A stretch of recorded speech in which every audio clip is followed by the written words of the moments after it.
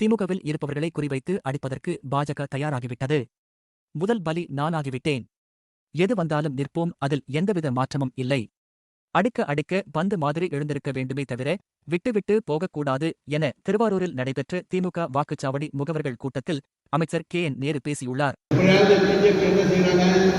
இனி ஒவ்வொரு திமுக குடி வச்சு அடிக்க ஆரம்பிச்சிட்டாங்க. அதில் முதல் பண்ணி நான் இருக்கிறேன்.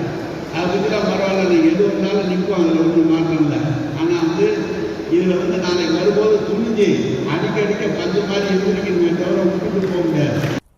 அமைச்சரே, சற்று கையை கொடுங்கள். காய்ச்சல் அடிக்கிறதா? ஆமண்ணா, என்னை போலவே தங்களுக்கும் கொதிக்கிறது. என்ன, உமக்கும் காய்ச்சலா?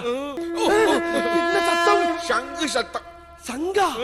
வல்லவராயனின் பொறுமைக்கும் ஒரு எல்லை இருக்கிறது. வாசலை உடைத்துக் கொண்டு உள்ளே வருவதற்கு முதலமைச்சர் ஸ்டாலினை இரண்டாவது முறையாக முதல்வராக்குவது திமுகவினரின் கடமை.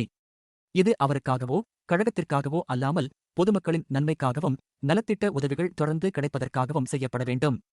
வாக்குச்சாவடி முகவர்கள் சரியாக செயல்பட்டால் பாதி வெற்றி உறுதி செய்யப்படும் என தெரிவித்தார்.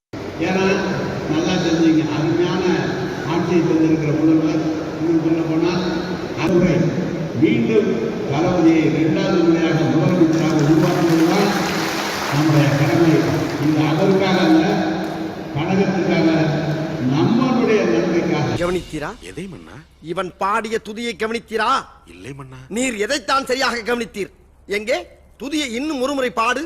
இந்த அவருக்காக அல்ல, கழகத்துக்காக, நம்மளுடைய நன்மைக்காக. இப்பொழுதாவது கவனித்தீரா?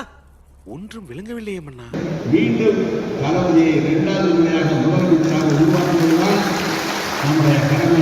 இன்னைக்கு எவ்வளோ காரியங்கள் நடைபெற்று